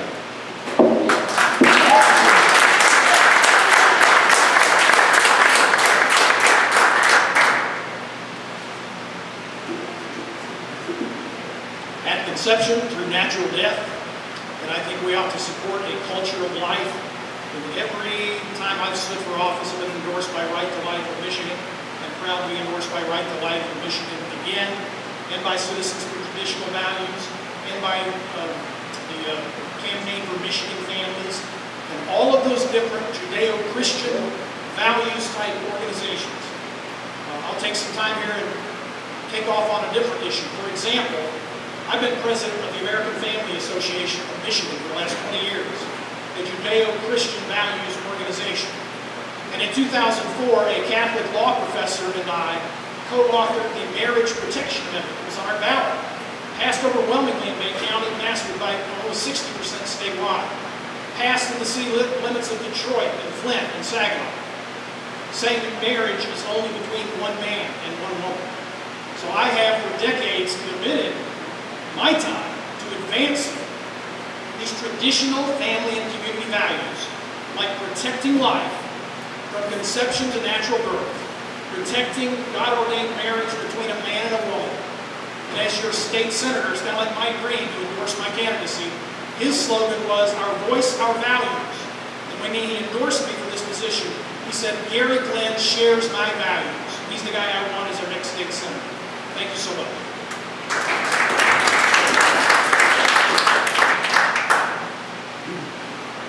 I too believe life begins at conception, and I've also been endorsed by the Right to Life of Michigan.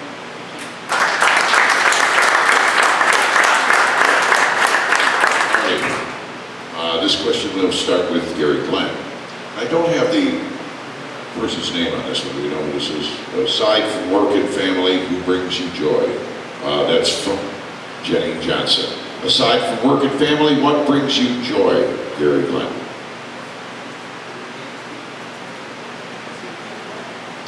Aside from work and family, what brings you joy? Work and family. Well, up until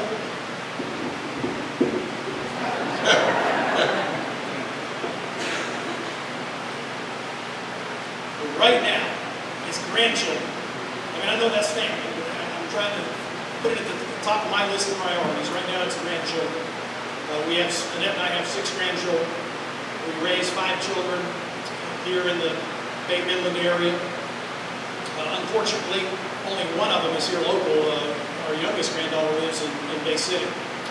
Grandchildren certainly work. Up until I got cancer and it ate away the next to the last vertebrae in my spinal column, I played basketball twice a week. So I think that was a passion. I've enjoyed shooting over the years. I've been endorsed in every election in the past by the NRA, by the gun rights, the Great Lakes Gun Rights Pact this year. We're still waiting on the NRA endorsements to come out this year. I've enjoyed that, all kinds of sports, played football and track in high school, was captain of my high school's fellowship of Christian athletes. So sports gives me a lot of joy. Being with my family gives me a lot of joy. The sense of being able to help people, the sense of being able to be part of this great experience that we call America. And I don't say that lightly. I told you that in the deepest recesses of my heart, it is a sense of duty that has compelled me not to stand on the sidelines, but to try to do my part, in whatever position I hold, to preserve for my children and future generations what I inherited from my father and those who came before him. That's a passion of mine as well. So work, family, country, all of those things give me great joy. And the sense that as a state representative, and hopefully even more as a state senator, that I can help people and restore their faith in America and in our government, that'd be something that I would have joy from. Thank you.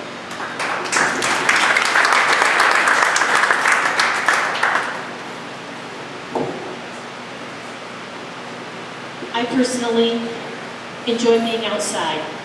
I like everything about being outside. It can be the biggest blizzard. It can be the biggest rainstorm. It can be the hottest day of the year. I take great pleasure in being outside, enjoying what Michigan has to offer, whether it's the forests, the lakes, the streams, the fishing hole. I just love nature. I love being outside. I will do everything in my power to protect all of our resources, whether it be any of those that I just mentioned. I enjoy gardening. When I have to make a speech, I go out in the backyard and start digging in some dirt because that's when my best ideas come to me. That's when I'm closest to my faith, and I get the strength from the sun and the moon and the stars and the rain, the snow, and whatever's out there. I just really enjoy being outside with my family.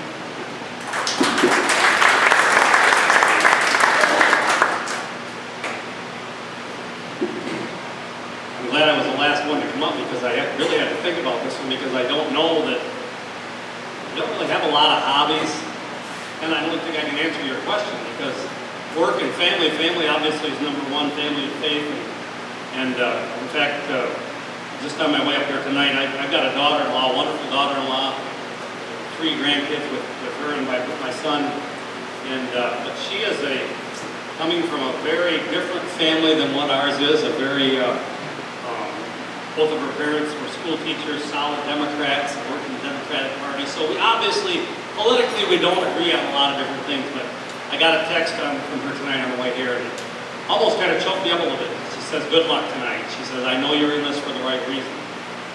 And that, to me, was really important to me. I'm in it for the right reason. But I really don't have a lot of hobbies. Work, to me, is a hobby. I mean, like I mentioned earlier, farming has been my life, my whole life. When I first got out of school, I went hunting a few times with my brothers, but we got too busy on the farm, and farming was, if work is fun and a family is fun, you don't need anything else. So, that's the answer, Mike. All right, Cindy, we'll be starting with you on this one. This is from Casey Armitage. Casey Armitage. Where Casey is. Back there, very good.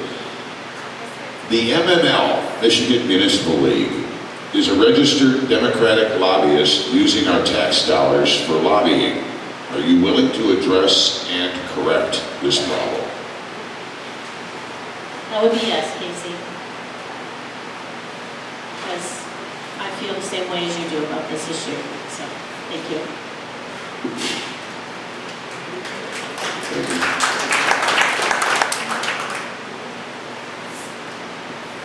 So the Michigan Municipal League is a registered Democrat lobbyist, or is that just your opinion, or you don't register as a Democrat for lobbyists?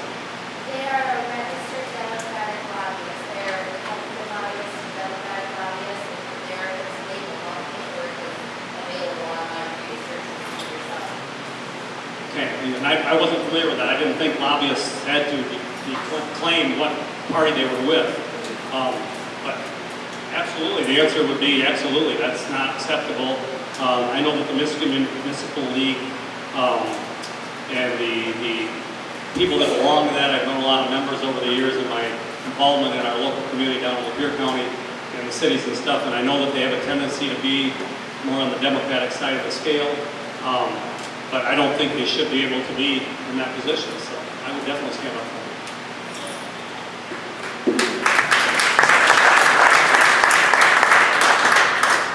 I'll tell you what, I felt like this as a taxpayer, and once I got to Lansing and witnessed it firsthand, the notion that everybody has got a lobbyist in Lansing except the taxpayer. I found that to be true.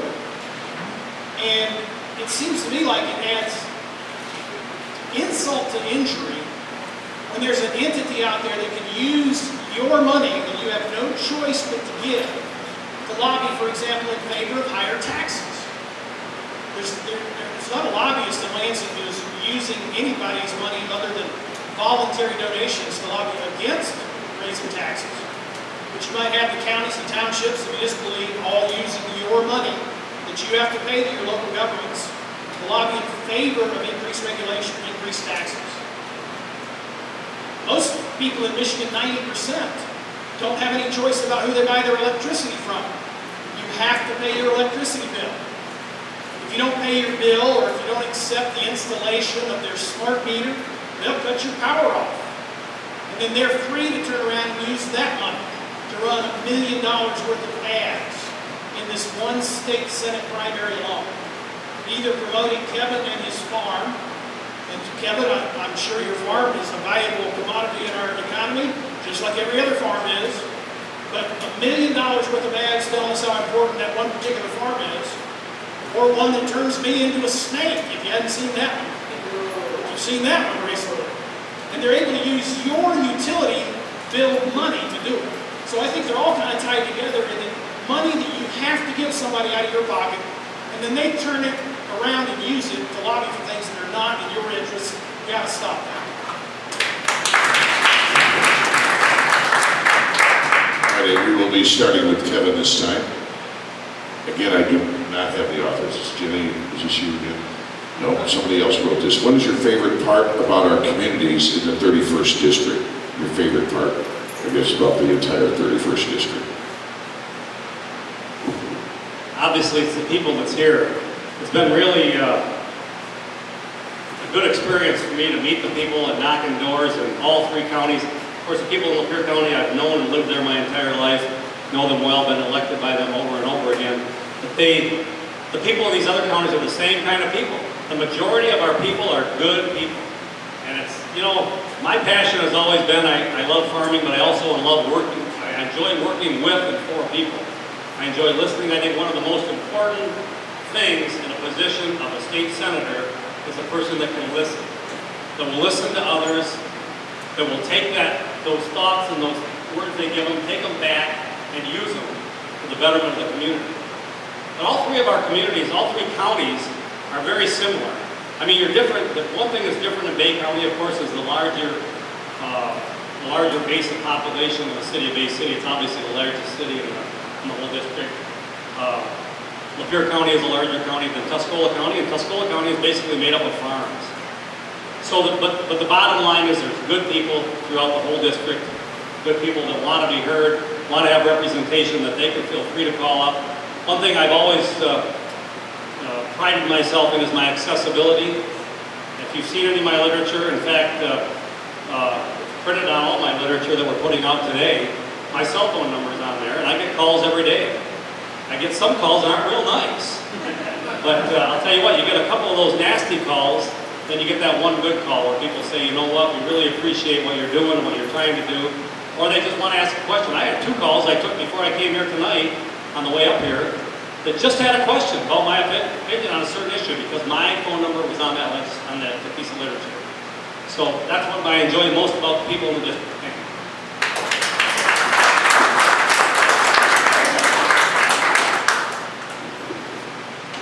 Well, you can't live up this way and have children without being fired up every year about the tall ships and about the fireworks festival. I mean, and the observatory downtown. As our kids were growing up, we made a lot of trips across the bridge going to those events. The beach that we used to have, you know, I remember we went to the beach in Tawas, and the beach that used to be in Bay City, in Bay County, back in the 70s and 80s. Imagine what we could do economically if we could bring that back. And I've enjoyed over the last year or so getting to know people in Tuscola and Lapeer County, because for the last 3.5 years I've represented Bay County in the State House of Representatives. And not just Auburn, Benton County, Linwood. When you're dealing with the people who are in business, like the Chamber of Commerce in Bay County, you're going to be dealing with all the folks in Bay City as well. When we talk about Phragmites or other things in the bridges, that's everybody in the entire county. They'll already have that opportunity. I appreciate, especially in Tuscola and Bay counties, how conservative Republican they are. And so look forward to being able to do very well there. But you know, the folks in Bay County are also conservative. They may have a history of being Democratic. But you know, Donald Trump carried all 3 counties, including Bay County. I find that my Democrat friends, who I expect some of them will be willing to support my candidacy, they believe in our right to keep and bear arms. They believe in the right to life and prenatal children. They believe marriage should only be between a man and a woman. Is that true, sir? Oh, yeah. So I find that in Bay County, while people may have a history based on their family's tradition of voting Democrat, that they are equally conservative. And so I look forward, I think I'm able, as I have represented the western and northern parts of Bay County, to represent the entire county and the other 2 as well. Thank you.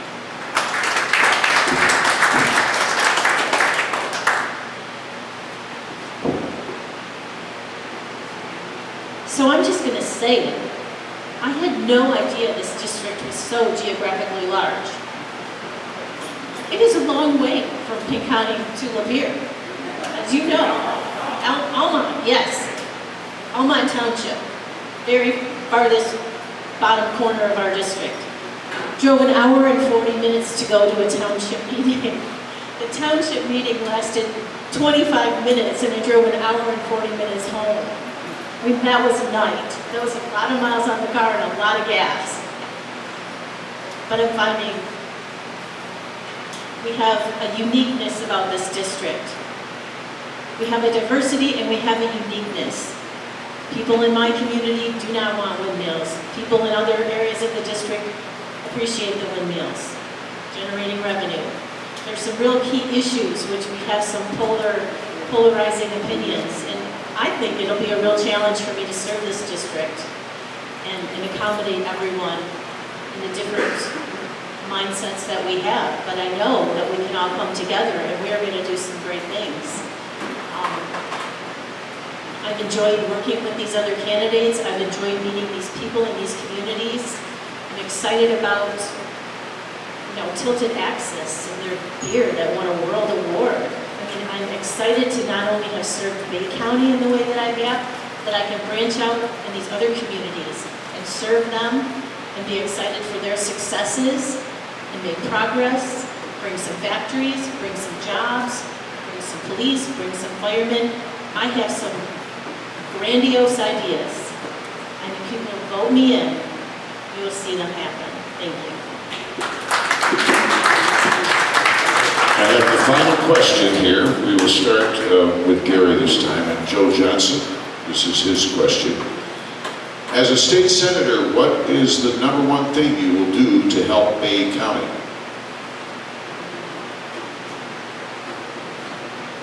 Well, the number one thing that I can think of to help Bay County, I think applies to the entire state of Michigan. I've already addressed it.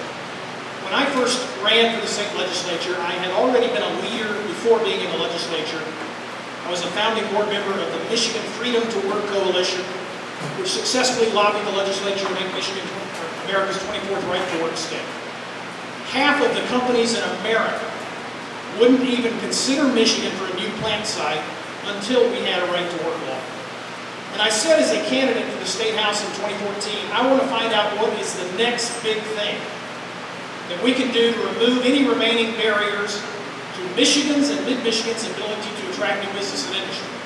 After being in the legislature for 3.5 years, and especially with the work on the Energy Committee, and for the last year and a half having chaired that committee, I've concluded, and I know that a lot of other business leaders across the state believe, that in the top 2 or 3 issues that they think continue to need to be resolved, like reducing the tax burden and improving infrastructure and education, is bringing down the cost of electricity. The CEO of Dow said, if you want to keep Dow Chemical in mid-Michigan, which is the biggest employer in this region of the state, you need to give us cheaper electricity. I think it's a matter of common sense. The same principle you see in every other aspect of our lives, where when you have 2 competing providers for a good, a product, or service, and you as a consumer are free to choose, it brings down the price. It improves the quality of the product and the customer service when you are free to choose between competing providers. If I'm elected to the Senate, I will ask to be chairman of the Senate Energy Committee. I'll do my best to do as George W. Bush did for Texas to help lead us into a free market system that will bring down the price of electricity, the biggest single cost of doing business for Dow and for Michigan Sugar, and attract new jobs to Bay County.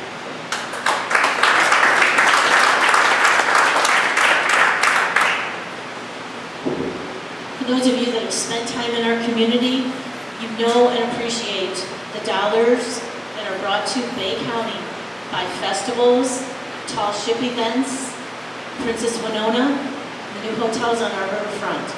I think that river, that water, our state park, our campground are a valuable resource we need to continue to capitalize. We bring hundreds of thousands of dollars to these communities because of that water. We need to keep it clean. We need to keep it available. We need to dig the channel deeper. We need to rely on more trade and commerce down that river for agricultural needs. I just think that is a resource we need to continue to capitalize, which will bring jobs and dollars. The question was to Bay County, and I would make that a top priority. We should have a port. We could get a shipping port. We can open up the waterways and really do some good things on that river with our water. Recreation-wise, tourism-wise, we generate a lot of money, but we could generate more. Thank you.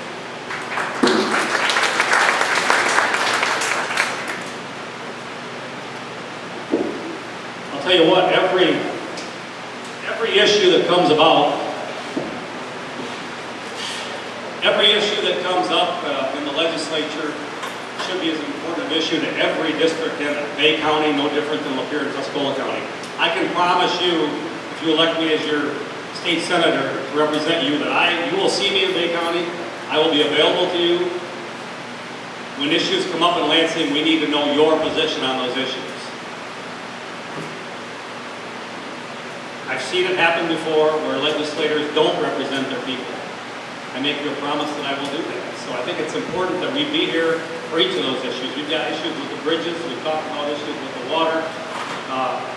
My wife and I camped up here with our kids when they were little at the state fairground. We love that state fairground with the little ice cream shop and the little train that used to be next door to it. It was a great place, and it was a shame to see that beach go the way it went.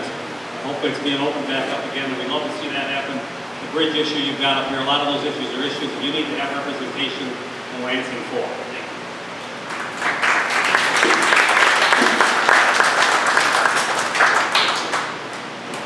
Thank you. Time to breathe a sigh of relief. Yeah. All right, what we'll do now is we'll wrap up with the final 2 minutes. 2-minute comment from each of our candidates. And we started with Gary to begin with, so we'll start at the other end of the table then. David. Well, first off, I want to thank you all for coming, and thank especially the Bay Republican Party for putting the event together tonight. Johnny for taking the time out to be here, and a special thanks to the candidates, because I'm telling you what, these races are not easy things to do. And each one of us are taking time out of our lives and traveling all over this district to try to convince the people that we're the right people. So I appreciate having that chance. I just want to let you know that I consider myself a common sense conservative. That's what's on all my literature. I'm a guy that looks at the common sense decision that's made, and let's move forward and move our state forward, always considering how it affects our district. I've been endorsed by a number of people that you can see on my literature, but I just want to mention a few of them. Our current congressman in the 10th Congressional District that covers Lapeer and Tuscola County, Paul Mitchell. The former Congressman Candace Miller has endorsed me. I have the sheriffs from Tuscola County and Lapeer County endorsing me. I have the legislators surrounding us to the sides over here. Senator Ken Horrs endorsed me. Senator Jim Thomas has endorsed me. And Dan Lowers, Representative Dan Lowers on the other side of Lapeer County. So I really appreciate the option to be here tonight to let you see who I am. If there's any questions about things that were talked about during the part that weren't appropriate, I'd be glad to answer any questions afterwards. I'm going to be here. I like to follow the rules, so I'm not going to go that route now. But again, I appreciate having me here tonight. I appreciate the time we spent together, and again, we'll be here for answering questions afterwards. Thank you.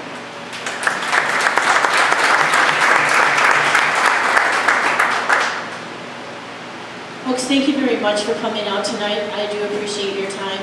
I know that these gentlemen are in a bigger primary race, I feel, than I am right now, and I appreciate you giving me your attention, finding out how I feel about issues, and let me convince you that I would work hard for you. There are many women across the country winning seats right now. I feel like I'm a front contender. I'm very ambitious, I'm very young.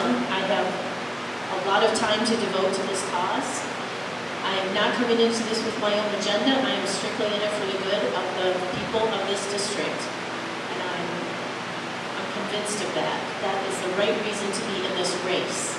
I'm at the height of my political career. I served 33 years in county government service. This is just the next step for me. This is a natural succession for me. And I'm very well familiar with the workings in Lansing. I'm committed, I've worked with, and I've been committed to many agencies in Lansing that I've worked with. Too many to name. I've received some endorsements from the Police Association, the Firemen's Association, the Right to Life, Millwrights and Carpenters.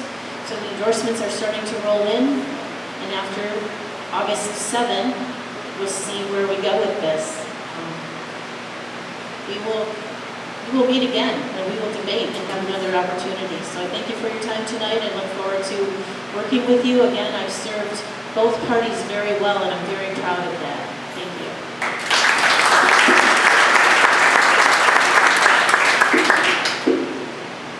Folks, this has been my privilege to represent Bay County for 3.5 years in the State House of Representatives. I've been endorsed by former Senator Joe Duchamp, by Senator Green, who currently holds the seat, also by Associated Builders and Contractors, Citizens for Traditional Values, the Gun Rights, the Great Lakes Gun Rights Lobby, the Home Builders, the Freedom Fund, and Right to Life of Michigan. It's been a privilege to represent the rural areas of Bay County, but I've gotten to know all of Bay County as a result of that experience. When we had the severe flooding last summer, I know that Republican and Democratic alike, that the elected officials at the township level would tell you that I stood up for Bay County and got it declared a state disaster area. All the focus was on Isabella and Midland County. The damage was also in northern Bay County. I've stood with the local residents in Monitor Township, 650 people at the meeting, 400 people at Beaver Township, against letting consumers and DTE force those windmills onto their local communities. I do think it's important to let you know some distinctions. I'm the only veteran in the race. I'm the father-in-law of an active duty U.S. Army infantry sergeant right now who's deployed over in Hawaii.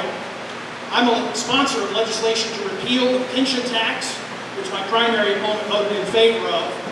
The last time we ran for office, I was rated an A+ by the NRA with a 100% voting record. His last time, he was rated a B- with a 57% voting record. I was declared by the press corps to be the most effective first-term legislator, and for 3 years in a row, I've been rated the most conservative member of the House. If I'm your state senator, my objective will be to provide you effective conservative leadership. And you've got about 3 weeks. Go to my website, if you would, at Gary Glenn with 2 N's, GaryGlenn.us. You can decide whether or not you like me well enough to vote for me. Thank you. God bless you.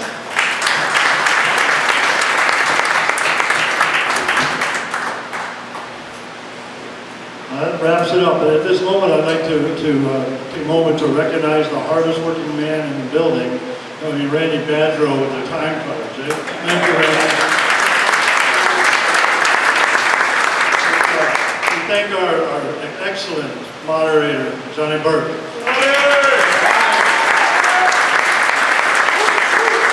I know, like you mentioned, this is not easy. I did it back in 2016. I know the feeling. So I really sincerely appreciate those of you who showed up. And thank you sincerely. And especially all of you out there who actually took the time out of your busy lives to come here. Thank you. And that wraps it up. Thank you for coming. Good night.